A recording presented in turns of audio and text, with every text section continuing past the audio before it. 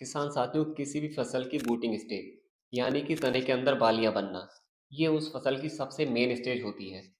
क्योंकि दोस्तों, अगर इस समय में आपने खाद प्रबंधन, पानी की देखरेख और कीटों की रोकथाम अच्छे से कर ली, तो ये तय है कि उस फसल की पैदावार 20 से 30% जो है बढ़ जाएगी।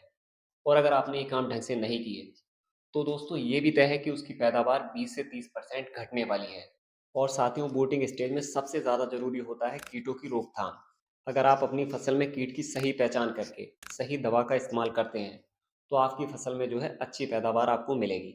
दोस्तों, हमारी इस वीडियो का यही टॉपिक रहेगा कि गेहूं की फसल में कौन कौन से कीट लगते हैं बूटिंग स्टेज में, और उनकी रोकथाम के लिए गेहूं की फसल में हम कौन कौन सी दवा का इस्तेमाल कर सकते हैं। दोस्तों, सबसे पहले बात करते हैं कि गेहूं की फसल में कौन कौन से कीट लगते हैं। तो इसमें दोस्तों मुख्यतः जो कीट लगते हैं, उनमें से एक होता है तनाछेदक, स्टेम बोरर।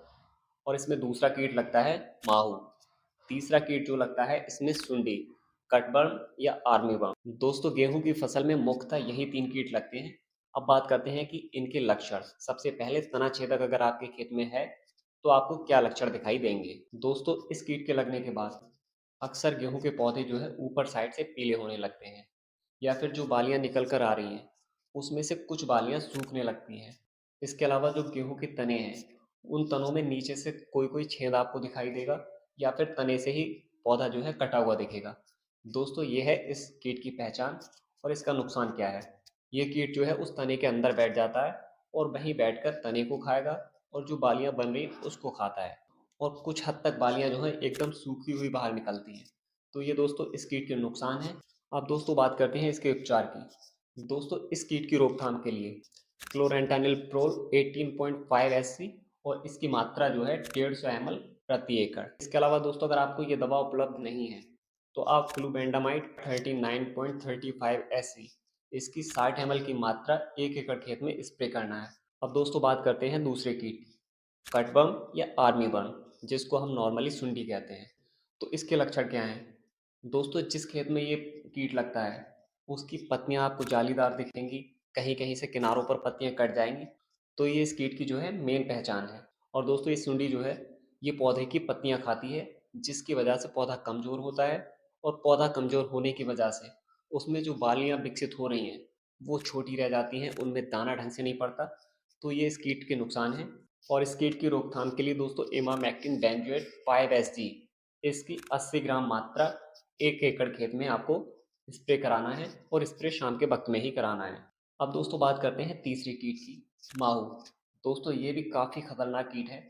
ये जब फसल में लगता है, तो उसकी पत्तियों का रस, उसके जो बालियां बन रही उन बालियों का रस चूस लेता है, जिसकी वजह से फसल में दाने अच्छे नहीं बनते, और जो गेहूं की पैदावार है, उसका वजन सीधे सीधे कम हो जाता है।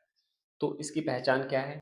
आपको बालियों पर हरे और काले रंग के बिल्कुल महीन महीन छोटे छोटे कीट दिखाई देंगे। और दोस्तों, ये जो है पत्तियों पर भी रहते हैं और बालियों पर भी चिपके रहते हैं। और खास करके जहाँ नमी होती है फसल के अंदर, या फिर थोड़ी गंदगी कचरा जैसा होता है, वहाँ पर ये ज़्यादा देखने को मिलेंगे। अब दोस्तों बात करते हैं इसकी रोकथाम की।